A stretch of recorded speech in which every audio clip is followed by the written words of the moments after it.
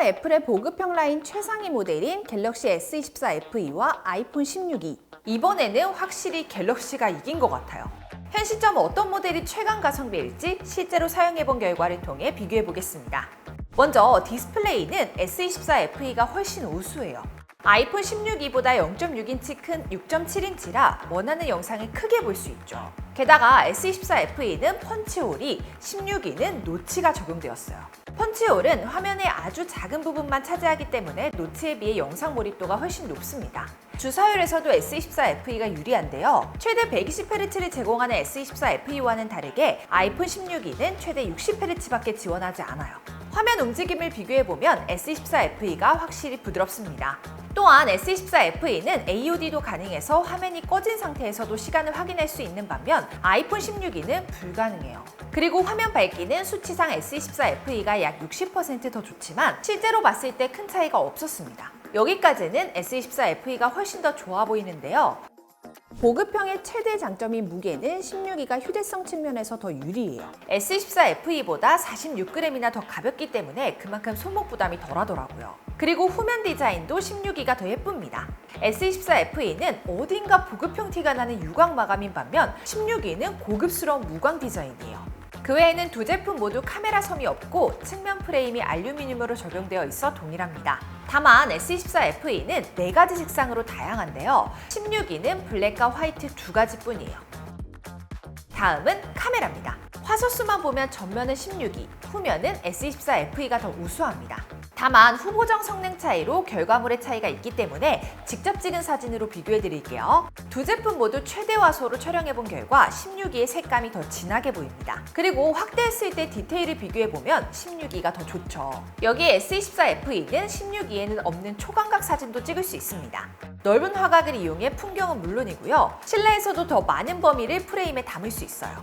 카메라의 필수 기능 중 하나인 줌도 비교해 볼게요. 세세한 질감 차이가 더 잘 느껴지는 건 S24 FE예요. 그리고 16이의 최대 줌인 10배로 비교했을 때 S24 FE가 더 선명합니다. 다음으로 인물 모드는 동일한 인물을 찍더라도 제품에 따라 느낌이 달라지는데요. 차이를 비교해보면 16이가 더 실제 색감에 가깝습니다. 인물 디테일 역시 16이가 더 깔끔한데요. 특히 머리카락 같은 세심한 부분까지 더 선명합니다. 야간 모드를 비교해보면 두 제품 모두 어두운 환경에서도 사진이 밝고 선명하게 나오는데요. 한 가지 차이점이 있다면 렌즈 플레어 현상이에요. 렌즈 플레어 현상은 빛이 많은 환경에서 반사되는 현상을 말하는데요. 16이가 S24 FE보다 반사가 심하게 나타나죠.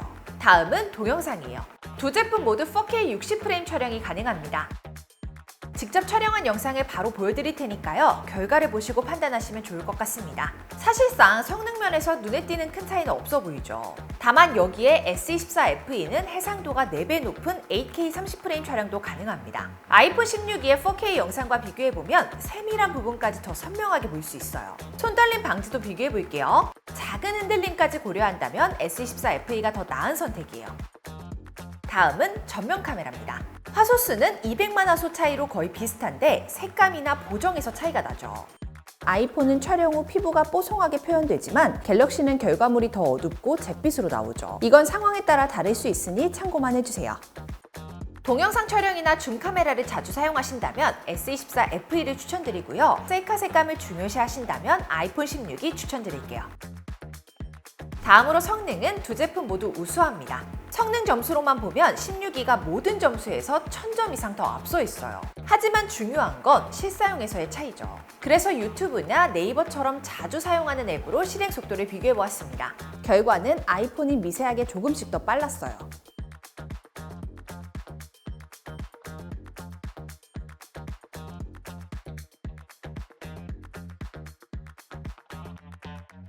추가로 고사양 게임을 풀옵션으로 플레이해 보겠습니다.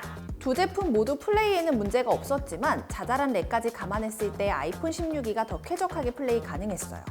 그래도 두 제품 모두 일반적으로 사용할 때는 어떤 작업이든 문제없이 처리할 수 있을 정도예요. 그리고 램은 두 제품 모두 8기가 램이 탑재되었습니다. 덕분에 백그라운드에 실행되는 앱이 많아도 리프레시 되는 현상은 거의 없었어요. 가벼운 용도로만 사용한다면 큰 불편함은 없지만 고사양 게임을 주로 하신다면 16이 추천드릴게요. 다음으로 용량에서는 차이가 있어요. S24FE는 256GB 단일 용량만 제공되지만 16기는 128GB부터 512GB까지 선택이 가능해요. 그래서 같은 256GB를 사용하려면 16기가 20만 원이나 더 비싸집니다. 최소 용량으로 비교해보아도 S24FE가 5만 원 더 저렴하죠.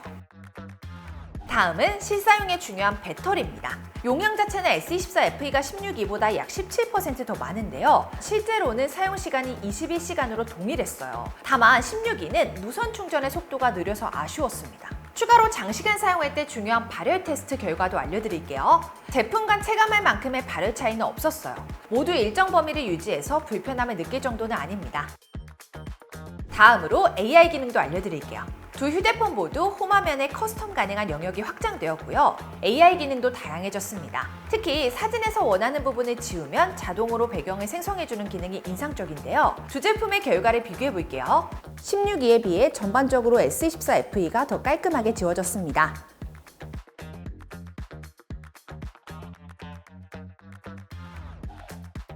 편의성 측면에서는 S24FE가 압도적인데요. 카드사 제한 없이 간편하게 결제할 수 있는 삼성페이는 물론이고 블락 어플로 상세한 설정들까지 내 맘대로 수정할 수 있죠. 다음은 추가로 발생할 수 있는 수리비도 볼게요. 액정 수리비를 기준으로 보면 S24FE는 11만 3천 원, 아이폰 16기는 36만 원으로 3배 넘는 차이가 납니다. 배터리 교체 비용도 S24FE가 5만 5천 원, 16기가 14만 6천 원이라서요. 비용적인 측면에서는 S24FE가 훨씬 이득이죠. 이렇게 두 제품 꼼꼼하게 비교해보았는데요. 두 제품 모두 보급형 타이틀이 무색할 만큼 다양한 기능과 준수한 성능을 보여줍니다. 하지만 각각의 장단점이 뚜렷해서 정리해드리면요. 화면 크기, 저렴한 가격과 수리비가 중요하시다면 S24FE를, 가벼운 무게와 성능을 우선시하신다면 아이폰 16이 추천드릴게요. 그리고 단통법 폐지에 맞춰 휴대폰 바꾸시려는 분들, 저희 아정당은 영원의 휴대폰을 개통하고 추가 지원금까지 받을 수도 있는데요. RD폰도 약정 없이 개통 가능하고요. 가만히 놔두면 한 푼도 못 받는 지원금, 인터넷 최대 48만 원, 정수기 렌탈 최대 30만 원까지 약정 끝날 때마다 드립니다. 추가로 카드 현금 캐시백도 최대로 받으실 수 있어요. 가입자 수일이 아정당 가장 많은 가입 수당으로 최대 현금 지원도 가능합니다. 걱정하실 일 없도록 타사 비교 시 최대 혜택 차액의 120%를 드리는 제도까지 운영하고 있습니다. 상담센터와 매장도 전국에 7곳이나 있어 즉각적인 서비스용까지 가능하고요. 24시간 365일 1833-3504 언제든 무료 상담, 초고속 설치 가능합니다. 홈서비스 전문기업 아정당은 이사 청소도 유명한데요. 이사 도중 물품 파손 시 최대 1,000만 원 보상, 이사 당일 불만족 시 전액 환불 가능합니다. 당일 추가 비용 전혀 없이 각종 서비스까지 무료로 받아보세요. 오늘 영상도 도움되셨다면 구독과 좋아요 꾹 눌러주시고요. 그럼 다음 영상에서 또 만나요. 안녕. 모든 혜택이 정당해지는 곳. 세상을 아름답고 정당하게 아정당.